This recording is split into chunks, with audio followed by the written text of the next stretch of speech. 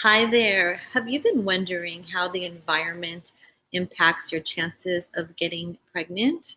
Well, I'm here today to share with you 3 ways how that can affect you and let you know how significant that really can be, especially if you have been trying to conceive for a long time. And I know many of you have been trying for several years and it hasn't happened yet. So, I'm excited that you're here with me today so I can share this with you. I am Denise Noyer-Erez, and I'm known as the Fertility Godmother. And if you are on this live, please comment and say hello in the comment section. And I would love to say hi back to you. I see hi. I think Molly, is that you? Hi, Molly. Nice to see you. So I am what I do is I am a natural fertility specialist. So I help couples get pregnant. So natural or environmental toxins is something that you are going to want to consider whether you're just trying to conceive or whether you've been trying for a long time. And we are finding out, we meaning the scientific community, are finding out that these environmental toxins are something to definitely be mindful of. It's really important on how they impact your reproductive system, your endocrine system, and then when you are pregnant, it will impact or can very easily possibly impact the health of your baby.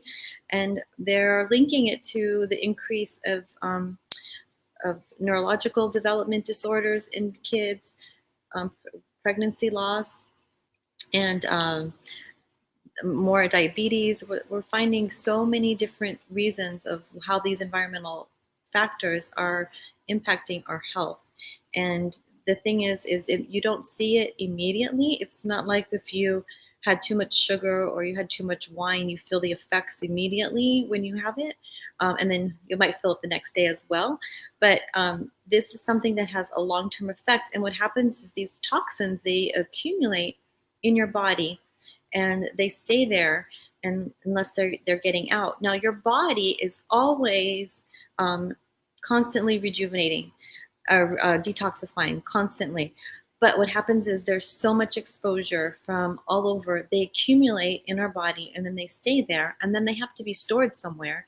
So they store in our ovaries, they store in our uterus, they store in our fat, and they interrupt the communication between the cells that produce hormones, and it causes a big problem.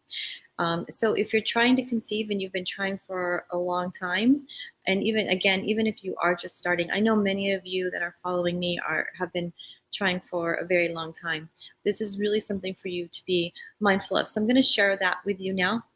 I also want to invite you to type in the word join in the comment section below if you'd like to join our private Facebook group. It's the Fertility Godmother family, and we have a live training, not a live training, we have a training in there that really goes into much more depth, and then we also share resources about fertility all the time in there. So type in the word join in the comment section if you'd like to join that, and then the Fertility Godmother bot will come and say hello and give you information through Messenger on how to join into that private Facebook group.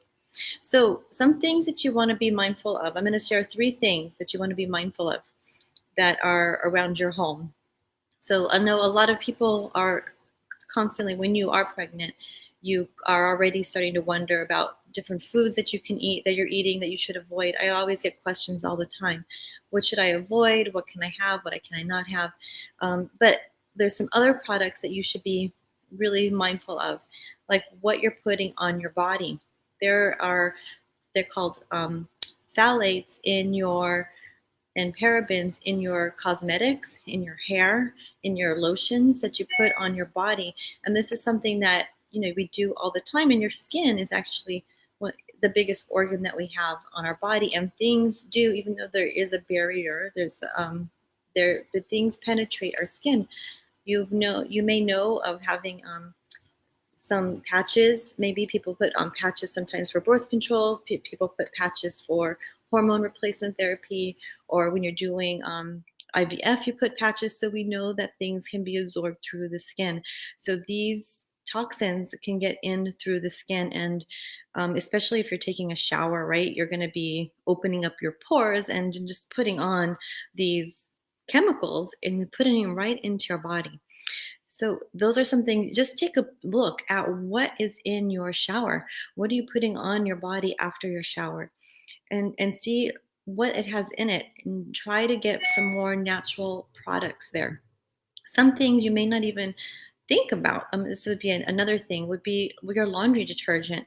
Now, I'm working on having somebody come in as a guest to talk more about this, but there's formaldehyde in your laundry detergent, and you're putting that on our body every day, and we're breathing it, and it accumulates in our system. So take a look at your cleaners, what you're putting your laundry in. These are some things that you want to watch out for. So we have the phthalates and the parabens. And then the other thing that's really, really big, and this most of the research that people are concerned about, are the PCBs. And the PCBs come in plastic. And it's really impacting generational, our reproductive system. And this could be one of the reasons of why male sperm keeps reducing. So it's been reducing worldwide, like by thousands. They keep decreasing the amount of what normal sperm is in order for you to get pregnant, which is fine. I guess they don't need as much as we thought we needed before, but it used to be like 100 million, and now it's like 15 million per tablespoon per milliliter. That's a big drop. Okay, so we know that it's affecting our reproductive system. It's affecting the health of your baby when you do get pregnant. A lot of these chemicals or toxins can actually cross the placental barrier, and will have an impact on the growth of your child and the neurological system. So you want to get rid of them. Now listen, the truth is you're not going to be able to avoid them all. So it's not this time to we can't but the best thing for you to do. Hey Gina, she's coming to say hi. Come here, come say hi. Here's my kitty. She's saying hello. Say hi, honey. The best thing to do is to, have knowledge and learn about what your surroundings are, and then eliminate it or limit it as much as you possibly can, so that you can be healthy, you can increase your chances of getting pregnant. And then when you are pregnant, you want to have a healthy baby, and you want to give that baby the best chance you possibly can. So you want to be able to pay attention to those things around you. So plastics are what PBAs are in, and plastics are something that, please share this video if you're watching it, and give me a thumbs up. Let me help other people that are trying to get pregnant. But really, this video is for anybody who's who's conscious about their health, right? You want everybody to do the best they can to be healthy. So, and comment with the word join below if you want to join our private Fertility Godmother family Facebook group, where we have more in-depth information about the environmental toxins and other resources for you, so that we can help support you as much as we can. But going back to the plastic, so a lot of people have those, big 5-gallon water bottles in our kitchen or in our house, so that we can have what we think is purified water. But those plastic water bottles, they've been sitting in warehouses being heated up, and those chemicals get into our water. So you want to really just have purified water, clean water, and avoid plastics as much as possible. Again, it's not going to be 100%, but if you get one of those glass water containers or a tin container and fill it with purified water, if you can buy a purified system for it under your sink or through your house, that would be the best way for you to be able to help with the water. And then when you're out and about, if you can get a glass water instead of plastic. It's not always possible, but in most cases you can. So plastic is really important to avoid. And in my Facebook group, I give you a whole bunch of resources of other products you can replace some of the plastic with, but those are some. You definitely don't want to microwave with plastic. Okay, I see still people microwaving with plastic, and you put so many chemicals into your food. So a lot of times if you're eating something that you want to microwave, it comes in a plastic container, microwavable safe plastic. So what I do is I'll just remove it, and I'll put it into a ceramic bowl that I can put into the oven, and heat up, or if I'm microwaving, it's going to be microwave safe. So those are some things, some tips that you can do to help eliminate plastic. And those, what happens is, again, these endocrine disruptors, they come in, they stay in your body, and they attach onto your ovaries, they attach onto your uterus. So it can impact implantation. It can impact, if they're saying they're connecting this as also to diabetes. So maybe this is another reason why diabetes is increasing so much in our country. It could be a possibility. So we don't know exactly. I'm not comfortable saying that that is an exact reason. I think that we need to look at the whole picture and do everything we can to be as natural as possible and provide a healthy environment for ourselves and for our family. So there's your tips on environmental toxins. It is something that you want to consider. Please give me a thumbs up and share this video so we can help others.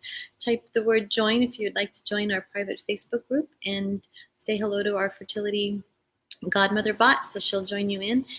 We are, what I did want to mention, I forgot, sorry about that, is, you know, what do you do besides trying to eliminate these toxins? So you want to get them out of your body. You want to minimize them in your environment, but they're in your body. So you want to get them get them out, right? So again, your body is detoxifying every day. That's what our liver's for. That's what, if you're exercising, your sweat's for, your bowel movements. These are ways to get the toxins out of our body on a natural basis.